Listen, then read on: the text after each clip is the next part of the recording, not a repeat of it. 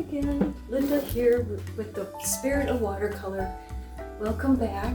And I just finished and uploaded the video about the charging of a wash, and we did a whole seascape, landscape painting of that. So if you haven't watched that, please do. It's inspired by the artist Zoltan Szabo, whose book I've reviewed, and we've done some of the techniques from that book. And I also now want to move forward as we're still in the month of this artist. You know, this month of August I've been working on our talking about this particular artist as my inspiration, and sharing with you the things that I've learned from him. And he was a great inspiration to me after college, just to keep me going. So I hope you've enjoyed those. And now this book I had to rebuy. I could not find it here anywhere, and I know since we moved I got rid of some things, and I'm afraid I got rid of some of my books too. This one is also Zoltan Szabo, so we're going to look at more of his ways of, teaching watercolor, and how inspiring he is and was, and still is, even though he passed away many years ago now. But this is a book called Color by Color. And, I always thought that that's the main thing that drew me to and kept me in watercolor as a medium, is the glorious, transparent, beautiful watercolors. And I remember finding this book, and he goes into, different colors. First of all, he starts the book by explaining, and defining the different kinds of watercolor colors and the color wheel. And he does that in his other book, The 70 Favorite Watercolor Techniques also. In this case, though, his focus is much more on color. And then he shows you his palette, and then he shows you a fun palette. And I actually have that as well. I was quite excited to see that I have two palettes, and one is my main palette, and then the other one is just, really exciting, fun colors that I might want to add or just use solely on their own. And so that was kind of neat to see. And he kind of sticks mainly with Winsor and Newton paints, but also some Monte Bleu, I think it's called, which I don't know that I've seen. They probably still are for sale. And then he goes into each section of the book. It's like they're like, you could call them chapters, but they go by color. So the first one is about reds, and he finds his favorite kinds of reds that he's found. He uses as the main focus of a painting. Okay, so in this particular one, he starts with is reds, and you can see that the main flowers in this painting are red. Okay, and there's other colors in there, but the star of the show is the reds in that particular picture or painting. And then he goes into different kinds of reds, and he uses magenta, he uses scarlet lake, which is a color I don't have in my palette, but he's got some of the reds I do use. Alizarin crimson, Winsor red is of course a Winsor color, Winsor Newton color. So some of these I have and some I don't. And then he moves on into the violets, and I got real excited looking at those, and then the blues.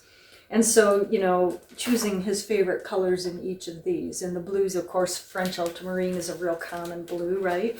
And it has wonderful characteristics to it. And so, he takes that, and he does a little like sample that you can try in each of these. And I may follow some of these to some extent, get inspired by one of the paintings, and then, maybe make my own composition, and then we'll go from there using, that particular color that, and I won't probably go into all the reds or all the blues. It would take a lot of videos, but we might pick one of each. There's greens, okay. There's some beautiful greens to use. He uses the cadmiums. I don't think people use cadmiums as much now as they used to. And they're more opaque. Of course, he explains all that in the beginning of the book, you know, which kinds of paints we have, the more staining ones, the more opaque, the more, I have a video about that if you want to go back to my earlier videos that talks about staining colors and transparent colors and semi-opaque and granulating, and we go into depth into all of that, and I've got all that on video for you, so you might want to check those out too. It's just to help us better understand. Okay, I think he goes into yellows and oranges here, so yeah, we could have a lot of fun with this, right? And explore particular colors. Again, in some of his works I see, like, you know, if he's doing a yellow, this, you know, the main focus of that painting is these yellows, you know, and yet there's other colors going on in there. And there's a couple things I wanted to just show you about this book, and one is that he only uses in each of these color themes, like here, he's got the manganese blue hue as the main color of the painting. He only uses 5 colors, and so a somewhat minimal palette. He doesn't go over that in any of these that I've seen here. It's always 5, right? 1, 2, 3, 4. Yeah, 5. The other thing is that, say in that one that I just showed you, obviously that color, that blue, is the main theme of that particular. It's the mostly used. It's the most used in that painting. But in some of these, you know, the star of the show color might not be throughout the whole painting. It's just that it is still the color that your eye is mostly drawn to. There was another one here that that I saw. I'm not sure if I can find it now, but you know, that's what I love is, you know, it being the paint, the color that's the main color doesn't mean it's the most used in the painting. It's just that your eye may pick up on it as a focal point somewhere. So, you know, it's just that, you know, he's taking color and using it as something that, you know, your eye is drawn to. In this one, you see a lot of the yellow, and yellow is the highlight color. But again, some of these, you know, yellow might not be the most used. Here's one, for instance. There's a lot of other colors and darks going on in here. And then there's just this kind of focal area of that main color that he's looking at. And then there was one more thing at the end of the book that I wanted to just mention. And that is that he goes into more depth about the color wheel. That's the index. Let me go back a little here. Well, let's see. Yeah, he talks a little more about color and the color wheel.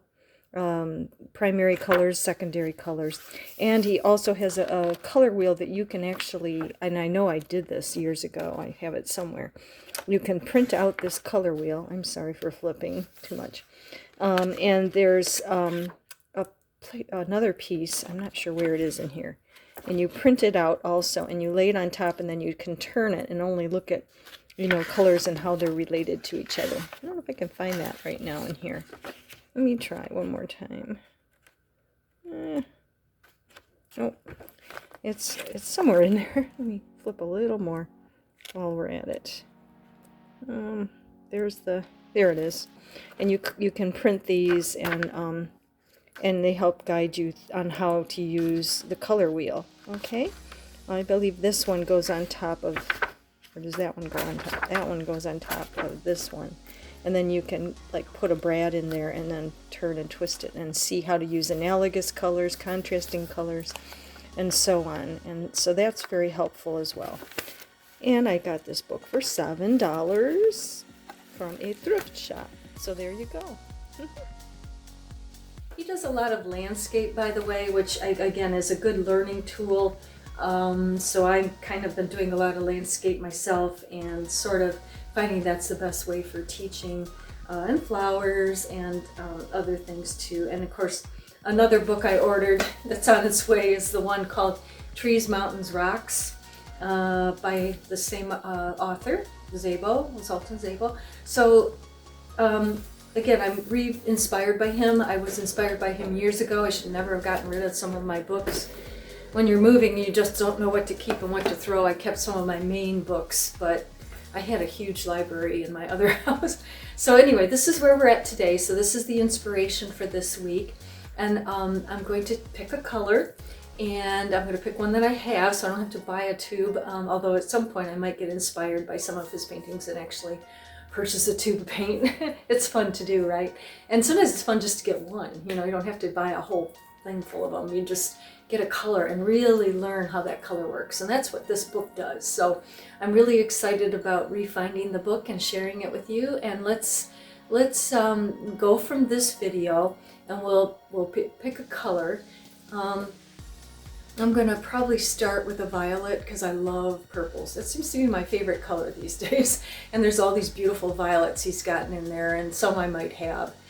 And there's quinacridone rose, which is some kind of a pink, or maybe he calls it a red. I have that. So we'll pick a color, and we'll go to the next part of this inspirational series that we're doing. Okay, thanks so much for joining me. Stay tuned, come back and watch for the Zoltan Szabo's inspired videos and the book here, Color by Color. I'll see you for the next video. Okay, thanks for joining me. Please like and subscribe.